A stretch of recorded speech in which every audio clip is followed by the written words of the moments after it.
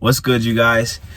It's your boy Wolf of the Rig here, coming to you live at the Swift West Valley Terminal here in Salt Lake City. It is Sunday, September 14th, 5:50 p.m. Currently taking my 34-hour reset over the weekend. I had got a load from Phoenix and my tech load building house materials from Phoenix to Salt Lake City. I got to drop off like 5 minutes away tomorrow morning. But I just came here to make a video today for you guys. Basically, talking about my experience so far at Swift. 1 month and 1 day I just made as a rookie flatbed driver here at Swift. And also addressing the hate and the contradictions in the trucking community as well. So, just to give you guys a little, background story of how I came in here. I got my CDL probably like earlier, this year. I'm not too sure. I gotta go look at some paperwork. Don't know off the top of my head, so forgive me. I started working. I took a couple of notes, by the way, so I don't forget on the video. I started orientation July 7th here at Swift. Prior to that, I was at another company, another flatbed company, and I was doing the intensive training. I passed that. I graduated and everything, but I didn't pass due to my hair follicle test. So I had to get right and come back home, reset, get my mind right, continue to wait it out, make some changes. And then I applied at Swift. Orientation was July 7th. And then I started OTR July 8th with my mentors. 3 mentors switched. At first I started with a dry van for I think 2 weeks. And then I switched off finally to a flatbed mentor. And then I stayed with him for like a week. And then I switched to another one, flatbed mentor, for 2 weeks. So my thing ended and I upgraded to my solo driving officially August 13th. So it was like 5 weeks. So yesterday, September 13th, I officially made 1 month and 1 day working at Swift as a flatbed solo driver. And yeah, it's been a lot of ups and downs. And I've faced it through all. And just coming into the trucking industry, you know what I mean? How I mentioned in my other videos, but I didn't mention too much. I came into the trucking industry, with no background in it. You know what I mean? I came from a rough background, didn't have much. I was running the streets, doing a lot of dumb shit. And, I hit a low point in my life to the point where I needed to figure out what I wanted to do. So then I got into the trucking industry and I got right. So, it was hard. I had to let go of a lot of vices. I had to stop hanging out with a lot of people. I stopped drinking. I stopped indulging in stupid crap, drugs, everything. And I got sober. I got clean, and I made a change in my life. And I'm the first in my family ever to be in the trucking, industry, especially as a Black and Samoan Polynesian man. Being born and raised out of Honolulu, Hawaii, also raised some of my life in Las Vegas. So, I had the odds stacked against me. And I know that I get, first off, ever since I've done the YouTube stuff and I put some content out, you know what I'm saying? I notice a lot of Swift drivers and a lot of people that work for this company are kind of scared to put out content because I guess the narrative of Swift has bad drivers, crashes, everything, which is somewhat true. There's a lot of bad drivers and drivers that don't have any clue what they're doing. But I tip my hat off to Swift because they're giving a lot of people a chance coming from nothing to be a part of their company to build up experience. So that way they can move forward with their life in whatever areas they want to get into. But what's funny is that since I've been out here on the road and I've been doing content, I've been putting out on the internet, I get so much love, but I also get some hate, and I wanted to address that. You know, I see a lot of owner operators, and I see a lot of other companies drive just as bad on the road. Truck crashes, you know, riding behind pedestrian vehicles so close, bombing down hills with massive loads. I've even seen owner-operator flatbed guys with heavy hauling smashing down a steep mountain at damn near 100 or 90 miles an hour, you know, with other people and families on the road. And I know Swift is not a perfect company, you know, and I know that coming into this, coming from nothing, I have no money, no anything, coming from the streets, didn't have any clue. And I worked my butt off to get to where I am. No slacking, no excuses, no crying. I made a lot of sacrifices. You know what I mean? Like cutting people off, getting me and my girl right. And I have a son that's on the way. And I wanted to change my life up and become something more. And this is only a platform to get to that, because everybody has to start somewhere. You can't just jump in and then the industry of trucking and, oh, you know, I'm an owner operator, I'm making a lot of money, blah blah blah. And I noticed the trucking community is very toxic. It's very toxic and contradicting, excuse me. And it's funny because I see a lot of those negative toxic behaviors people take from other places in their life or where they came from, and they bring it into here. So I just wanted to address that since I've been on the road as a solo driver, you know, I've learned a lot. I made some mistakes. I've recovered it, but I haven't made no mistakes as far as detrimental job ending mistakes where, you know, I'm doing stupid things, crashing or any of that. I take my job seriously, professionally, and I do it well, and I work my butt off despite me doing and shooting content. And as a black man in the trucking industry, coming from where I come from, as well as being half Polynesian Samoan man, you know, the odds are stacked against me, and I could care less. I believe in myself, because this is a stepping stone, and I got plans outside of this, not outside of the trucking company, but plans to be an owner operator down the line as a flatbed heavy hauler, and to have my own company for myself at least. And I have plans with my wife back home in Las Vegas with our son. We have plans to build something up for our family, to create generational wealth for our family. So when I hear comments that I get on YouTube about, hey man, I even got comments from people that's telling me, hey man, once you get into a car crash, your life's gonna change. Like praying and hoping that, oh, I'm gonna get into a car accident or a truck accident, which is, to me, I feel like that's crazy to even comment that on somebody and wish that on somebody and crack jokes and say, you know what, oh, you know, you eat bad. I don't eat bad. I eat very well and I stay fit.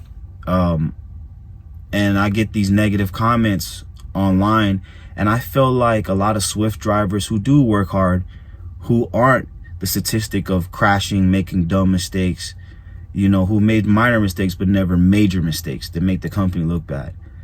And I feel like they're afraid to even be proud of how far they came and accomplish and what they're doing to provide for themselves, whether it's not the most paying job at all, but it took a lot to get in this position right here.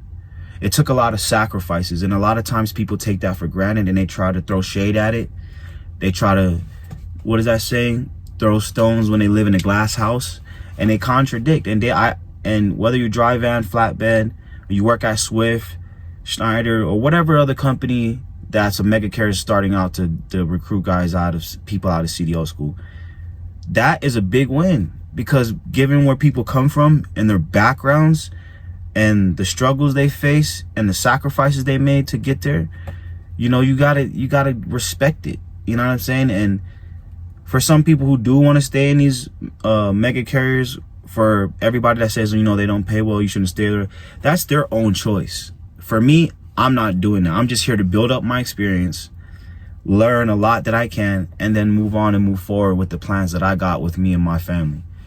You know, but I never knock the next driver or person, or, you know, giving their drive van or whatever company they work for, because they're trying to provide for their family and, you know, create you know, some money for themselves to survive and pay their bills and their rent. So, you know, you can't knock that. And I feel like a lot of the trucking industry, there's a lot of bitterness, a lot of hate, a lot of contradicting, a lot of pocket watching, and there's not enough respect amongst each other, because at the end of the day, we're all out here away from our families, putting our lives on the line to get from point A to point B. Now, now is there drivers that should not have a CDL?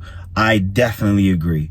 I definitely agree that there is some drivers that should not be on the road, let alone be working for a mega carrier or any type of trucking company. But that's neither here or there. You still got to tip your hat off to the people that, you know, work their butts off to get here, you know, and are trying to provide a living for themselves and their families, man, and paying their bills. And to make jokes like, oh, you work at Swift, or you work at Schneider, or you work at, and I'm an owner-operator, good for you. You're owner-operator, good for you. But a lot of times, I see owner-operators do dumb shit, speed, and ride the ass of pedestrians or other truckers, crash, flip over, tip over, speed, and bomb down hills at 90 and 100 miles an hour, and have the nerve to sit back and contradict us guys that are coming out of CDL school, you know, working in these trucking companies, mega carriers, trying to get our experience to provide a living for our families. And I think it's funny. I think it's funny, and I think it's crazy. So I don't pay no mind to it. I don't let it affect me in any shape or form or way. I'm just addressing the hate and the contradictions in the trucking community. That's why the best thing we can do is look out for each other and show love and support each other no matter what. Even if you don't know that person. You know, where I come from out of Hawaii, how we were raised, you know, you give aloha, you get aloha. You show respect and you get respect no matter what. You know what I mean? Because we're all in this together.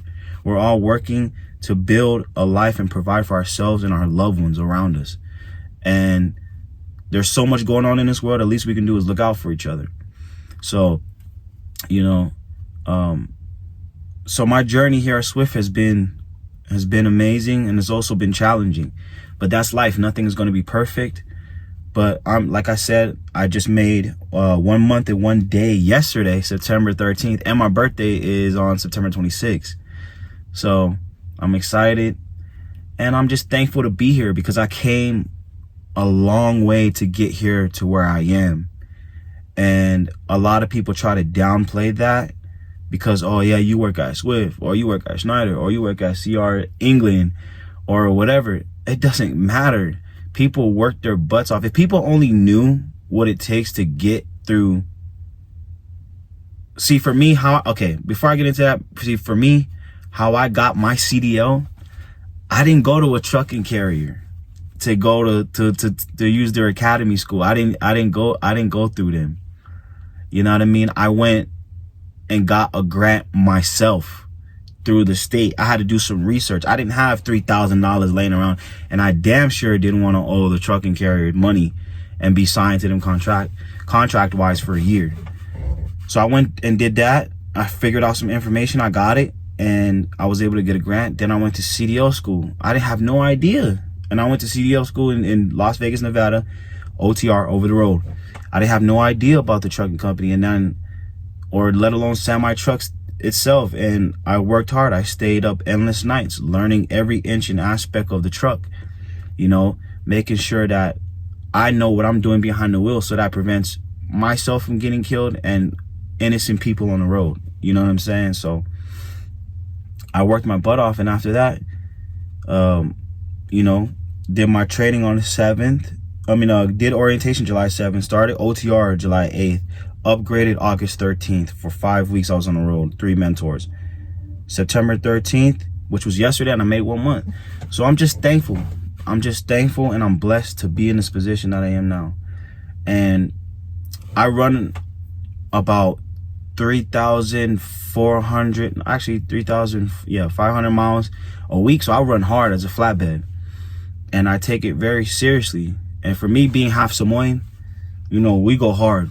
We go hard in the paint. That's just all we ever know. Coming from nothing, and, you know, being black and Samoan, and having hardships and being faced with hardships in our life, all we ever known was go hard. Go hard. If you're gonna do this, if you're gonna get into the trucking, that's what my mom said. Go hard, and that's what I do. You know what I'm saying? And I be safe, and I do my job well. It's just, it's crazy how toxic the trucking community is, because people either, number one, lie. They lie about the pay that they get. They lie about the miles they run just to feel better about themselves, to make themselves more in front of other people, to make themselves look better in front of other people. You know what I'm saying? And people don't like to keep it real, but for me, I keep it 100% real. I'm gonna show y'all my wins and my losses. I'm gonna show y'all all that. So, you know, I'm thankful for you guys and everybody that's been tuning in and following and subscribing to my videos as a flatbed driver at Swift.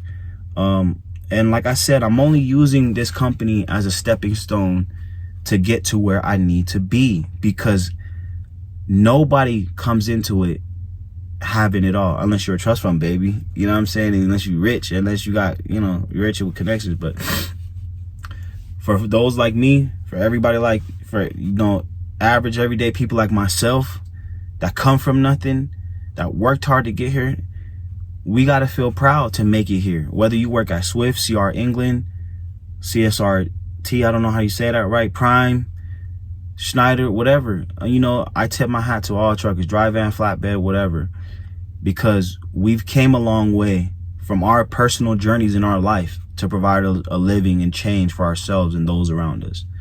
And you can't do nothing but respect that. So again, I thank you guys, to all the wolves worldwide, for watching my channel, subscribing, supporting, and I appreciate all the haters. And I just wanted to address that in this video. And I thank you guys again, and I'm excited. I'm gonna keep vlogging my journey as a flatbed trucker throughout my time here at Swift and wherever the journey takes me ahead moving forward. But I plan on being in the trucking industry for a very long time, and I want my son to also have it, because my family didn't come from much. You know, we didn't have generational wealth. We had generational trauma that was passed, and I made sacrifices to change myself as a man, to be different from my family, and to break the generational curses, and to just do my job professionally, well, safe, and show nothing but respect out here, and be careful, and always keep, you know, God first and foremost, always. So I thank you guys so much for watching and supporting me, this kid from Hawaii out here just trucking. So thank you guys. This is just the video I wanted to make. I felt like I needed to get this out the way to address you know, the topics that I need to address. So to anybody watching this, thank you again for subscribing, watching my videos, and supporting me. And I got some more videos coming up, and we're gonna keep running, we're gonna keep trucking, and we're gonna keep being safe out here and enjoy life in every moment. So much love to all you guys watching. Have a good rest of your weekend, and much love to you guys. Mahalo. Gee.